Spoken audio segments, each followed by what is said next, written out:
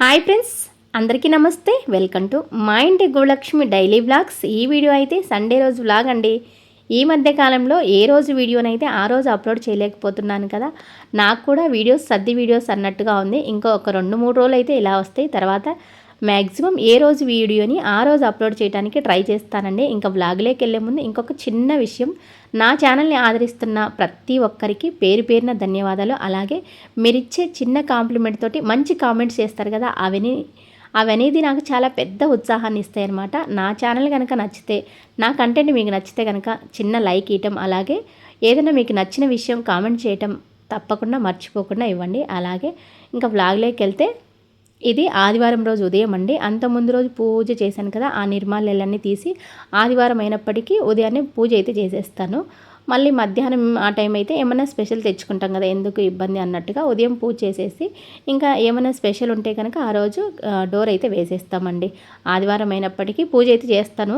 నిర్మాల్యాలు ఉంటాయి కదా, ఆ పూజ చేయకపోయినా అవన్నీ కానీ తీయాలంటే, ఎందుకంటే మన నిండు ఇంట్లో ఎప్పుడైనా కానీ పూజ గదిలో పువ్వులు అనేది నిర్మాల్యాలు ఉండకూడదంట. రెండో రోజు మరుసటి రోజుకి మనం ఒక్కొక్కసారి బాగా ఉన్నాయి వాడిపోలేదు అన్నట్టుగా ఉంచుతాం కదా, అలా కూడా ఉంచకూడదంట.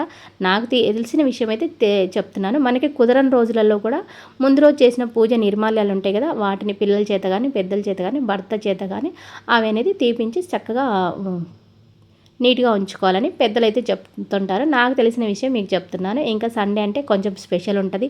అది కాక మా అబ్బాయి బెంగళూరు నుంచి పెద్ద అబ్బాయి వచ్చాడు కదా హాలిడేస్ కాబట్టి, ఇంకా వాడి కోసమైనా కానీ కొంచెం అయితే స్పెషల్ అనమాట ఇవాళ. ఇంకా మా వారు దగ్గరుండి లివర్ ఫ్రై అయితే చేయించుకుంటున్నాడు. మా వారికి లివర్ ఫ్రై అంటే చాలా ఇష్టం అనమాట. అందుకని దాదాపుగా సండే కానీ ఎప్పుడన్నా మధ్యలో కానీ లివర్ ఫ్రై అనేది ఎప్పుడు చేయించుకొని తింటూ ఉంటారు. ఇంకా లివర్ ఫ్రై అనేది కొంచెం ఆయిల్లో వేయించి అందులో ఉప్పు కారం పసుపు అయితే వేస్తాను. కొంచెం కొత్తిమీర ఉంటే వేస్తాను. కొద్దిగా ఇంకా ఏమన్నా మసాలా పొడి కొద్దిగా అయితే వేస్తాను ఒక్కొక్కసారి, లేదంటే లేదు. ఇంకా అదే అండి లివర్ ఫ్రై నేను చేసేది. ఇంకా అది వెంటనే తలా ఒక 2-3 పీసులు అయితే ఎవరికి ఎన్ని వస్తాయో అలా తినేస్తారు పిల్లలు పెద్దలు. ఇంకా మటన్కి అయితే కుక్కర్లో వేసానండి. అలాగే చికెన్కి కడాయిలో వేసాను. మటన్కైనా చికెన్కైనా అన్నానికైనా మనకి ఆనియన్ అనేది రెడ్గా అయితే బాగా అది మనకి గ్రేవీలాగా వచ్చేసి మంచి టేస్ట్ ఇస్తుంది అనమాట. అయితే నేను ఇవాళ ఏ కర్రీ ఎలా చేశాను ఏదనేది అన్ని వీడియో అయితే తీయలేదు, కానీ అలా జస్ట్ వ్లాగ్ లాగా చెప్పేస్తారనమాట. ఇవాళ ఏం చేశాననేది అంతే. ఇంకా ఎందుకంటే నాకు లేట్ అవుతుంది, ఇవన్నీ ఎలా చేయాలి ఏంటి అనేది అన్ని వీడియో తీస్తే చాలా లేట్ అవుతుంది అనమాట.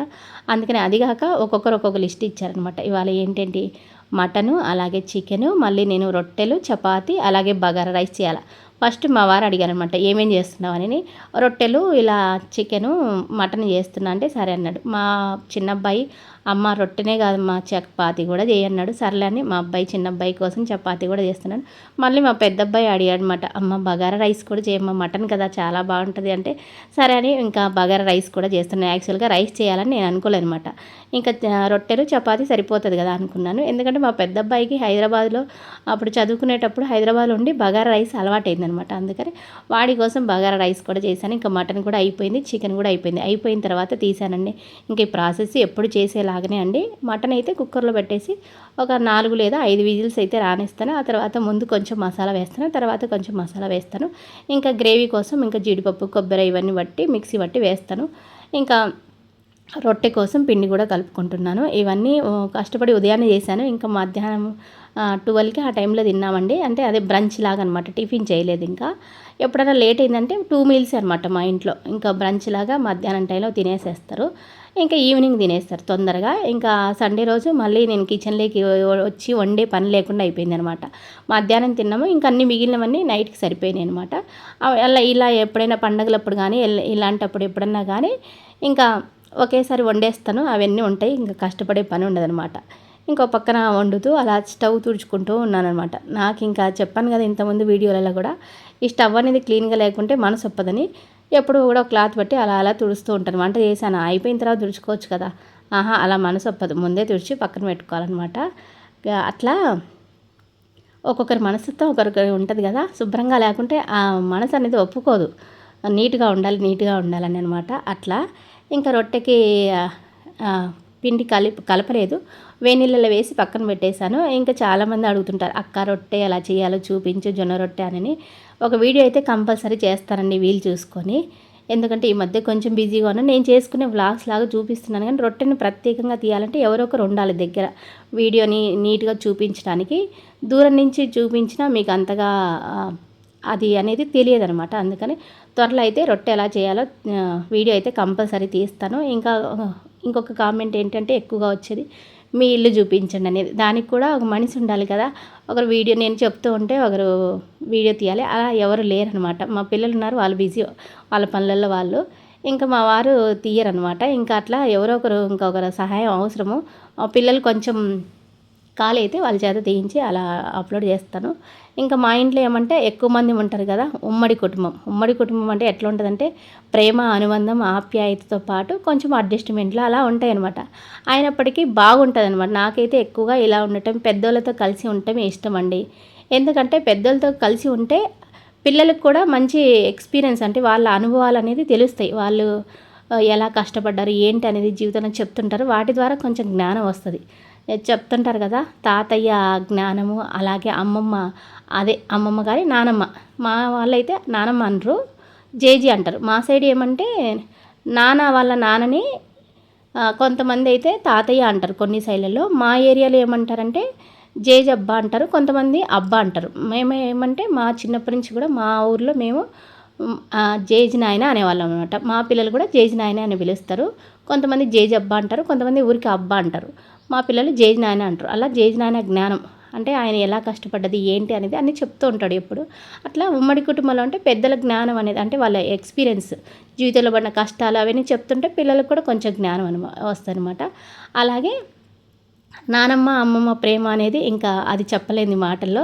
మనకన్నా కూడా అంటే అసలు కన్నా వడ్డీ ముద్దని పిల్లలకి పైన ప్రేమ ఎక్కువగా అమ్మమ్మ, నానమ్మలు చూపిస్తుంటారు. ఇంకా మా అత్తయ్యనైతే మా పిల్లలు నానమ్మ అనరు, జేజీ అంటారు.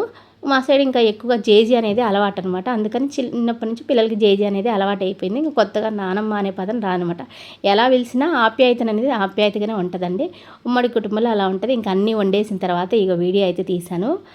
బగారా రైసు, రొట్టెలు, చపాతి, ఇంకా చికెను, మటన్ అయితే పులుసులాగా చేశాను. చికెన్ అనేది కొంచెం గ్రేవీ కర్రీ లాగా చేశాను.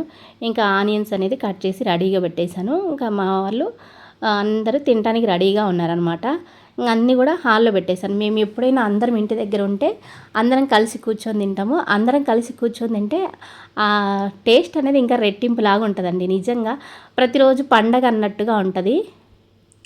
ఉమ్మడి కుటుంబం అంటే అందరం కలిసి, అన్నీ కలిసి, కలిసి ఉంటే కలదు సుఖం, కలిసి ఉంటే ఆనందం, కలిసి తింటే బంధం, మా ఇంటి అసలైన సంతోషం ఇదే. ఉమ్మడి కుటుంబం అంటే ఇదే, ఒకే ప్లేటు కాదు ఒకే మనసు అన్నట్టుగా ఉంటుందన్నమాట. ఉమ్మడి కుటుంబంలో ఉదయం లేస్తే ఎట్లా ఉంటుందంటే ఇంట్లో మొత్తం సందడిగా ఉంటుంది. ఒకరు నవ్వుతుంటే అందరికీ ఆనందం అవుతుంటుంది అనమాట. మా ఇంట్లో ఏమంటే ఇంక ఉదయం లేస్తే అందరూ కూడా ఎక్కువగా హాల్లోనే ఉంటారు ఎక్కువగా. అందుకని ఒకరి నవ్వు అనేది అందరికీ ఆనందాన్ని ఇస్తుంది. ఇంకా జోకులు వేసుకుంటూ అలా సంతోషంగా హ్యాపీగా ఉంటాం. మామూలుగా బిజీ లైఫ్లో ఎవరి పనులలో వాళ్ళు ఉంటాం. కనీసం అందరం ఇంటి దగ్గర ఉన్నప్పుడైనా కలిసి తింటే ఆనందం వేరు, ఆ ఉత్సాహం వేరు. ఇంకా ఫుడ్ అనేది టేస్ట్ కూడా ఎక్కువగా పెరుగుతున్నట్టుగా ఉంటుంది అనమాట. అది పచ్చడి మెతుకులైనా కానీ అందరం కలిసి కూర్చొని తింటే పరమన్నం లాగా ఉంటుందండి. మీకు అందరికీ ఏమో కానీ మాకైతే కలిసి ఇలా కూర్చొని మాటలు చెప్పుకుంటూ అందరం తింటూ ఉంటే చాలా ఉత్సాహాన్ని ఇస్తుంది. ఇంకా ఈ జీవితానికి చాలు, అందరం కలిసి ఉంటే చాలు అన్నట్టుగా ఉంటుంది. ఇంకా ఆప్యాయతగా పిల్లలకి ఇదిగో ఇంకొంచెం తిను చిన్నోడా, ఇంకొంచెం తిను పెద్దోడా, ఇదిగో మామయ్య ఇది ఇంకొంచెం వేసుకో, అత్తయ్య ఇంకొంచెం అన్నం పెట్టుకో, ఇంకొంచెం కూర వేసుకొని అలా ఆప్యాయతగా వడ్డించి ఆప్యాయతగా ఉంటే కనుక నాకైతే చాలా కడుపు నిండినంత ఆనందం అండి. అందరికీ ఫస్ట్ వడ్డిస్తాను, తర్వాత నేను పెట్టుకొని తింటాను. మరి ఇంతవరకు చూసిన తర్వాత మా వ్లాగ్స్ కనుక మీకు నచ్చితే లైక్ ఇవ్వడం మాత్రం మర్చిపోద్దు. మరొక వీడియోలో మళ్ళీ కలుసుకుందాం. అంతవరకు బాయ్.